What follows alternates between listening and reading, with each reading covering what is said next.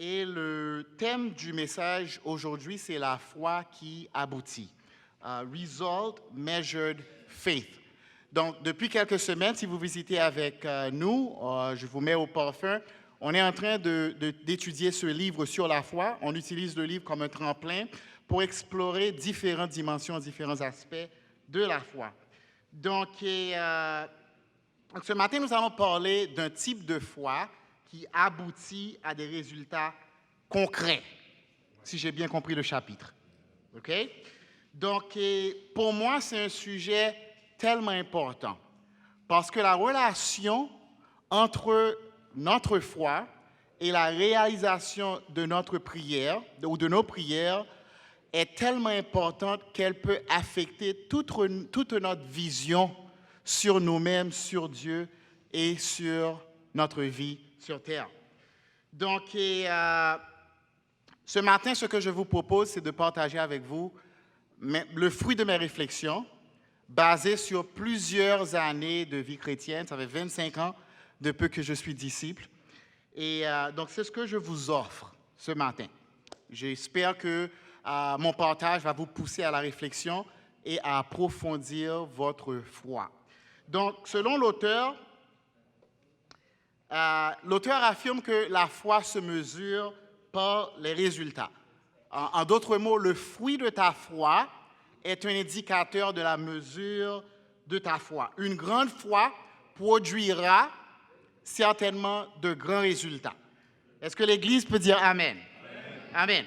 Et les Écritures supportent cette thèse. À plusieurs reprises, on entend Jésus dire, à travers les pages du Nouveau Testament, qu'il soit fait selon ta foi. Amen. Donc, j'aimerais enchaîner avec un passage en particulier. Matthieu, chapitre 21, verset 22. Je vais vous demander de noter les références bibliques que je vais citer, juste pour qu'on puisse bien exploiter le temps qui nous reste. Comme Ghislain l'a dit, il y a eu quelques délais, donc je ne veux pas vous retenir plus longtemps que nécessaire. Donc, au lieu de vous donner le temps d'ouvrir les passages et de lire, je vais vous donner les références et puis moi, je vais lire les passages. OK? Matthieu 21, verset 22. Donc, vous pouvez noter. Jésus dit, « Tout ce que vous demanderez avec foi par la prière, vous le recevrez.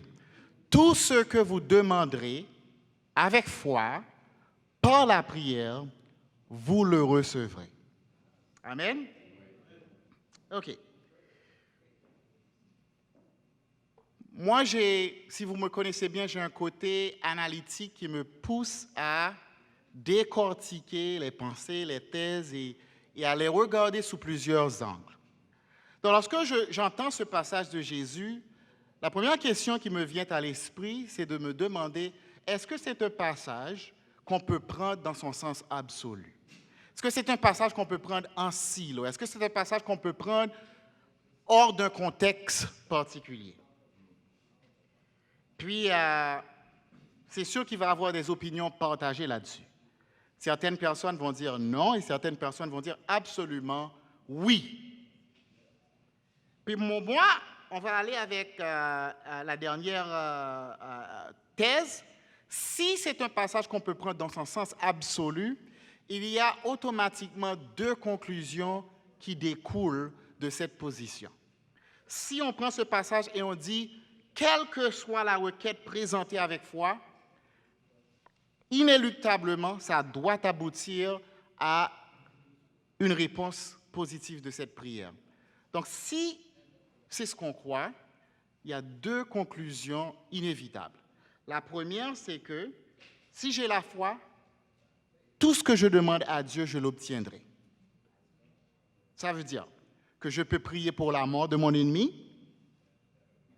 Je peux prier que Revenu Canada oublie mon existence. Si je suis un frère célibataire, je peux prier que n'importe quelle sœur tombe éperdument amoureuse de moi et ça va s'arriver. Je peux prier pour que je devienne l'homme le plus puissant du monde. Est-ce que vous voyez ce que je veux dire? Est-ce que c'est un passage qu'on peut prendre dans son sens absolu? Moi, je veux dire non. La deuxième conséquence, qui est un corollaire de la première, c'est-à-dire une conséquence logique, c'est que toute prière inexaucée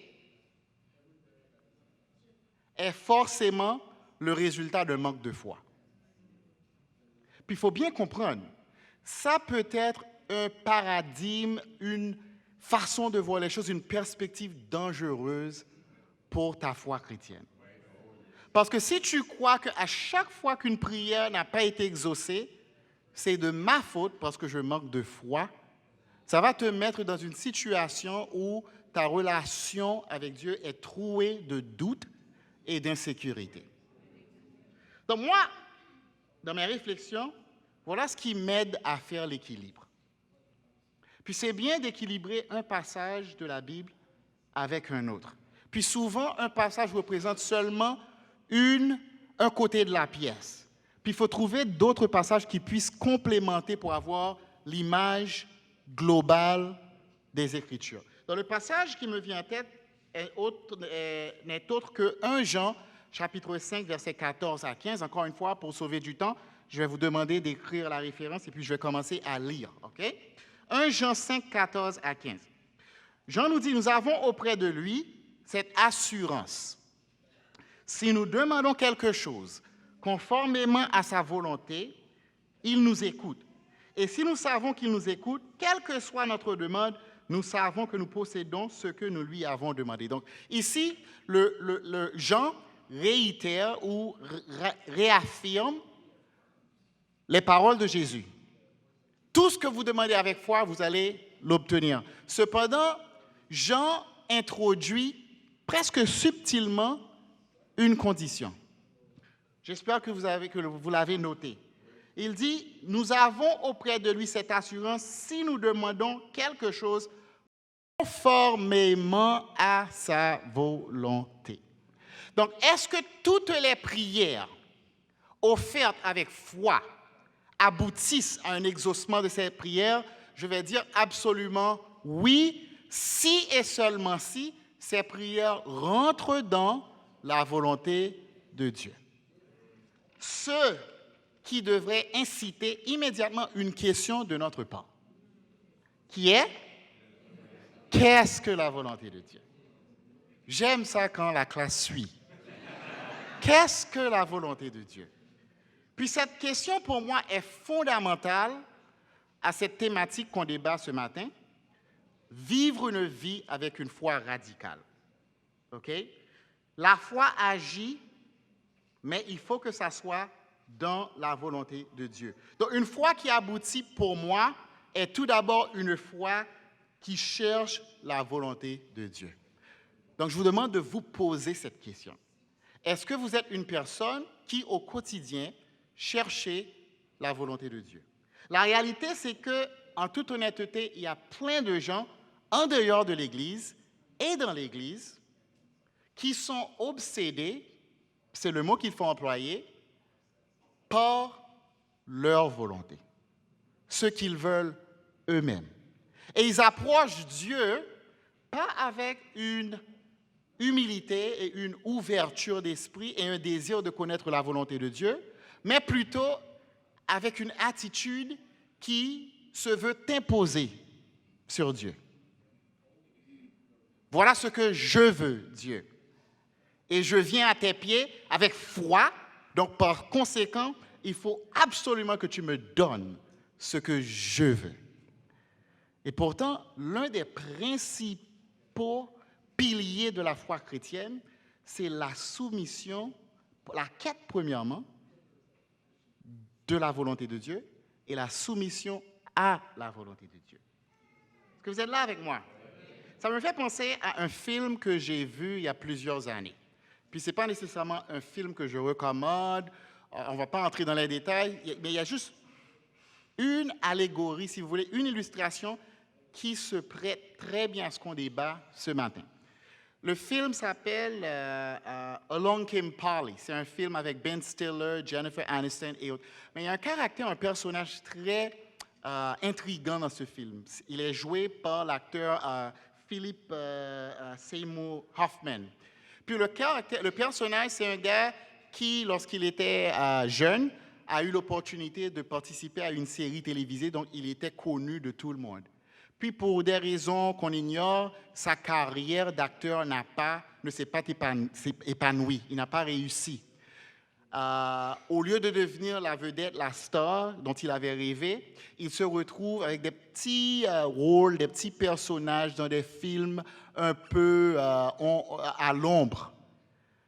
Et puis le drame de ce personnage, c'est qu'à chaque tournure, lorsqu'il est sur la scène, il change le script pour essayer de s'attirer l'attention de tout le monde. C'est vraiment ridicule, puis c'est plein d'humour. Mais je vois ça comme une illustration qui peint un peu notre lutte intérieure avec Dieu. On ne réalise pas que Dieu est le protagoniste. Dieu est l'acteur principal de l'expérience humaine. Puis nous, on est chanceux et privilégiés de jouer un tout petit rôle. Puis la meilleure façon de vivre et de réussir sa vie chrétienne, c'est de comprendre le rôle pour lequel on a été créé et de le jouer, entre guillemets, à la perfection. Le drame de la vie chrétienne, c'est qu'on s'efforce d'occuper la place principale du film. Puis on veut être le centre du film. Puis tout déroule avec nous au centre. Puis je vous propose de mettre plus d'efforts à chercher la volonté de Dieu. Pour moi, une foi radicale commence par quelqu'un qui cherche la volonté de Dieu. Est-ce que vous êtes là avec moi? Romains 12, verset 2. Premier point, cherchez la volonté de Dieu.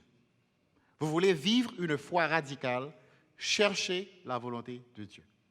Romains 12, verset 2 nous dit, « Ne vous conformez pas au siècle présent, mais soyez transformés par le renouvellement de l'intelligence, afin que vous discerniez quelle est la volonté de Dieu, ce qui est bon, agréable et parfait. » La volonté de Dieu n'est pas toujours quelque chose qui est évident. Là, je ne parle pas de la volonté de Dieu qui nous est révélée au travers de sa parole. Okay? Les commandements, l'exemple de Jésus, le code moral selon lequel on doit se conduire en tant que chrétien. Okay? Il faut aimer son frère et sa sœur, il faut pardonner, il faut vivre dans la pureté. Il faut donner son argent pour avancer le royaume de Dieu. Il y a des choses qui sont extrêmement explicites dans les Écritures, auxquelles on doit tous se soumettre si on prétend vivre la vie chrétienne. Vous êtes avec moi? Mais il y a plein de gray, comme on dit en anglais. Ou plutôt, je dirais qu'il y a plein de circonstances, plein de situations dans la vie où on n'a pas cette certitude absolue de connaître la volonté de Dieu. Puis, une grosse partie de la vie chrétienne, de l'énergie qu'on déploie au quotidien, c'est de s'efforcer de chercher à comprendre cette volonté. Puis pendant 25 ans de vie chrétienne, j'arrive finalement à être confortable, dans un certain sens, si vous me permettez l'utilisation du mot, avec cette incertitude qu'il y a autour de la volonté de Dieu. Je vous donne un exemple. Parfois, j'entends des frères ou des sœurs dire « J'ai postulé pour tel poste, je sais que c'est la volonté de Dieu, je vais l'obtenir. » Moi, ça n'a pas été mon cas. J'ai été à une école assez renommée, puis je dis ça en toute modestie pour illustrer mon point. J'ai obtenu mon MBA, qui est un diplôme assez reconnu et puis assez demandé sur le marché. Et puis, 1 an après mon MBA, j'ai envoyé 150 CV. Puis jusqu'à présent, je n'ai pas reçu de nouvelles et je n'ai pas un poste comme directeur général d'une organisation. Certains d'entre vous peuvent arriver à la conclusion que tu as simplement manqué de foi, mon frère. Peut-être, mais je pense qu'il y a un peu plus. Il y a un peu plus que ça dans l'histoire. Au travers de la Bible, on voit certaines personnes, des héros de la foi, qui vivent avec cette incertitude.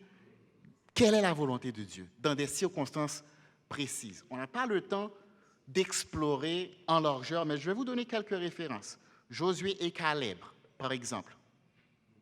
Après que Moïse ait envoyé les espions pour explorer la terre promise, il y en avait 12, 10 reviennent et cèdent à ce sentiment de peur, de frayeur. Ils sèment la panique dans toute la communauté. Alors que Josué et Caleb disent, si l'Éternel nous est favorable, il nous mènera dans ce pays et nous le donnera. C'est un pays où coule le miel et le lait. Le lait et le miel. Pour moi, c'est fascinant que Caleb et Josué étaient prêts à aller explorer et combattre contre des géants qui étaient leurs ennemis, sans nécessairement avoir la certitude absolue que Dieu allait leur donner victoire.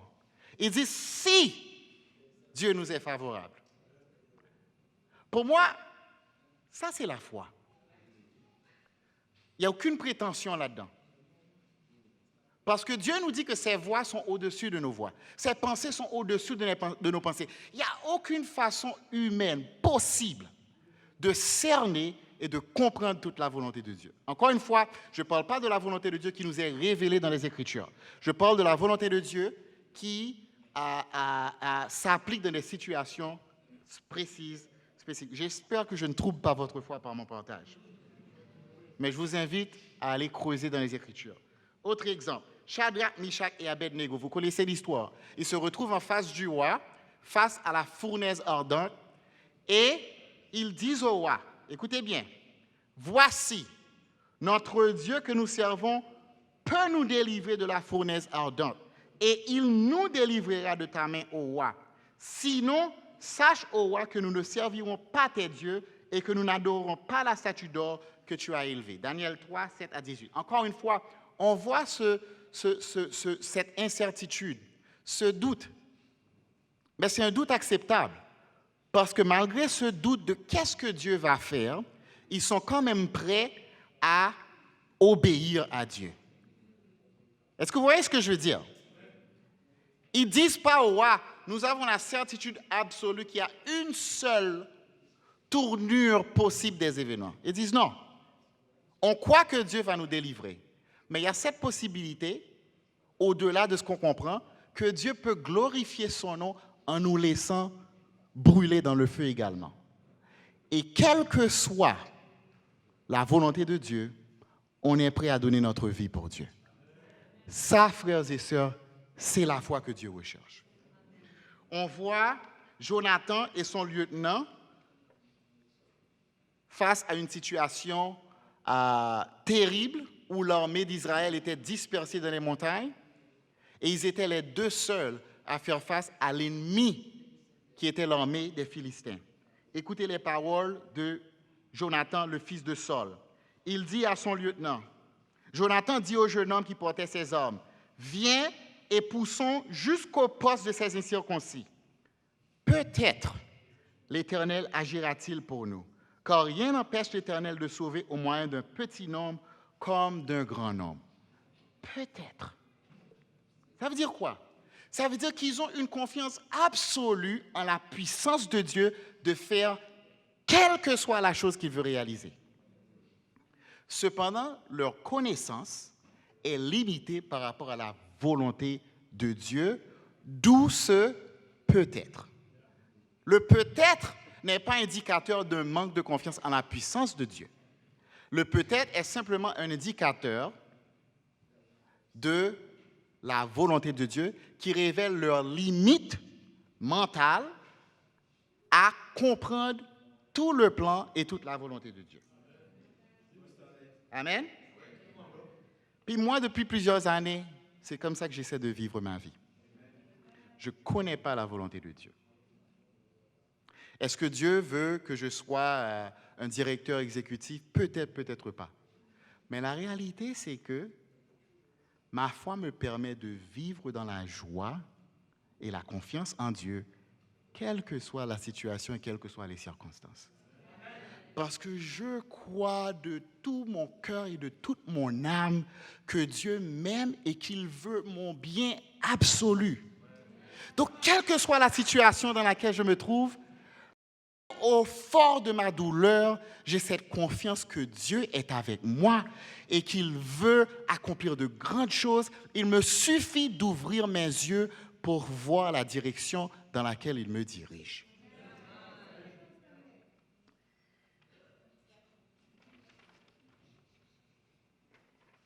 Il faut chercher la volonté de Dieu. Il y a un frère que vous avez vu dans la vidéo qui dirige l'église au Vietnam, à Ho Chi Minh City. Il nous a raconté son histoire. Il était devenu disciple il y a plusieurs années, mais son attitude en approchant la foi, c'était que Dieu va bénir ma vie, je vais utiliser ma relation avec Dieu et puis l'Église pour enrichir ma vie.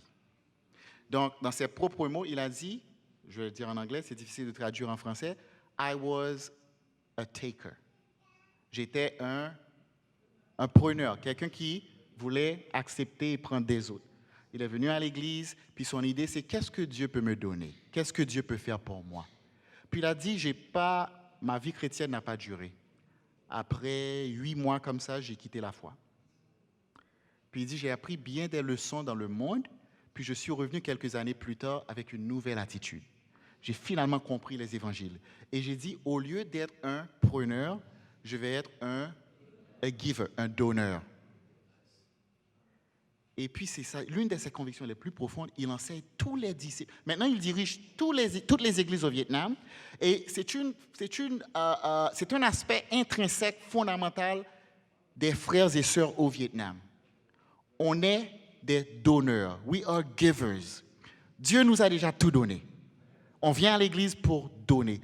Et je vous dis, ça change la face de l'église. Moi, je me demande, est-ce qu'à Montréal, on peut faire une telle proclamation, qu'on est des donneurs, qu'on ne se sert pas de la foi pour avoir ce qu'on veut, mais que la foi est une occasion magnifique de vivre une aventure incroyable, centrée sur la gloire de Dieu, quel que soit le rôle que Dieu nous donne à jouer. Donc, mon deuxième point, et puis ça va être, ne vous inquiétez pas, on ne va pas être ici jusqu'à 12h30. Mon deuxième point, très simple, il nous suffit de nous accrocher aux promesses de Dieu. Qu'est-ce que Dieu nous a promis? Dieu ne vous a pas promis qu'il va vous donner l'emploi de vos rêves. Dieu ne vous promet pas qu'il va vous donner une promotion. Dieu ne vous promet pas qu'il va vous permettre d'habiter une belle maison ou d'avoir une belle voiture, ou d'avoir une santé parfaite, ou de garder votre apparence jeune. Dieu ne nous promet aucune de ces choses. Et parfois, plusieurs arrivent à la chute dans leur vie chrétienne parce qu'ils s'accrochent à de fausses promesses. Qu'est-ce que Dieu nous promet? Il nous dit, je ne te délaisserai point et je ne t'abandonnerai point. Period. On peut s'accrocher à cette promesse. Quelle que soit la réalité que vous vivez présentement, Dieu est avec toi. Dieu ne te lâche pas. Dieu ne t'abandonne pas. Le malheur atteint souvent le juste, mais l'Éternel l'en délivre toujours. Accroche-toi à cette promesse de Dieu. Tu vas avoir des difficultés, tu vas avoir des moments difficiles. Les choses ne vont pas aller à ton gré, mais Dieu va être là avec toi.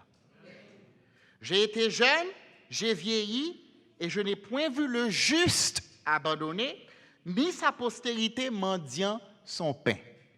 Tu es fidèle à Dieu, tes enfants ne connaîtront jamais la faim et la disette. Amen? Il y a plein d'autres promesses, frères et sœurs. Vous savez, le problème, l'épicentre du problème, c'est que souvent, l'objet de nos prières n'a rien à voir avec ce qu'on vient de décrire. On ne prie pas pour notre pain quotidien. On a tellement de nourriture, on n'a même pas d'endroit, il ne nous reste plus d'endroit pour ranger nos épiceries. On ne prie pas pour être vêtu, on ne prie pas pour être à l'abri du soleil et des éléments. La majorité de l'objet de nos prières a rapport, puis si je suis dans le champ, vous me le dites, la majorité de nos prières a rapport à notre confort physique sur terre. On veut avoir une meilleure vie, un meilleur logement, une meilleure voiture, une meilleure maison, un meilleur travail, un meilleur mari, une meilleure femme. Comment est-ce que je dis? De meilleurs enfants, un meilleur petit chien. Donc l'objet de nos prières, on veut une meilleure vie. Puis l'écart est tellement grand. L'écart est tellement grand lorsqu'on compare avec nos frères et sœurs du 1er siècle. Paul dit, vous avez le manger, le boire, le vêtement. What else do you want? Je ne dis pas qu'il ne faut pas poursuivre les autres choses. Je ne dis pas que c'est un péché de vouloir une meilleure voiture, ou une maison, ou un meilleur travail. Je ne dis pas qu'il ne faut pas désirer ces choses, à mesure que ça n'entrave pas notre relation avec Dieu. Mais de dire que c'est la volonté de Dieu que j'obtienne ce travail. C'est la volonté de Dieu que je gagne à $100 000 par an. I'm not so sure about that. Alors qu'il y a des enfants en Éthiopie qui meurent de faim. Donc Dieu prendrait toute son énergie à bénir ta vie pour que tu deviennes plus confortable, alors que des milliers d'enfants meurent dans le monde de famine. Pensez-y. Il y a ce que tu veux, ce que je veux, ce que Dieu veut.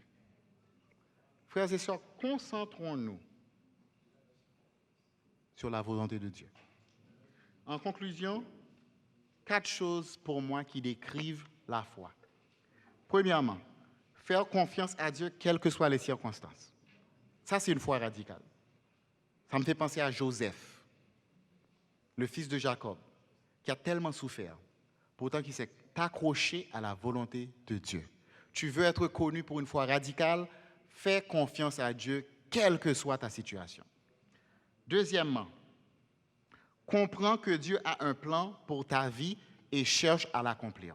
Jérémie 29, verset 11. For I know the plans I have for you, declare the Lord. Plans to prosper you and not to harm you. Plans to give you hope and a future. Dieu a un plan pour ta vie. Cherche ce plan. Cherche ce plan. La réussite de ta vie est intimement liée avec ton attitude par rapport à ton obéissance dans le plan que Dieu a pour ta vie. Troisièmement, avoir le courage de suivre le chemin sur lequel Dieu nous met. Matthieu 26, Jésus a dit, « Toutefois, non pas ce que je veux, mais ce que tu veux. » Évidemment, ce sont les paroles qu'il a prononcées avant d'être arrêté et conduit à sa souffrance à la croix. On doit accepter le chemin sur lequel Dieu nous a mis à avoir le courage de le suivre. Puis quatrièmement, ne jamais, jamais, jamais abandonner la course. Hébreux 10, verset 39 nous dit, « Nous ne sommes pas de ceux qui se retirent pour se perdre, mais de ceux qui ont la foi pour sauver leur âme. »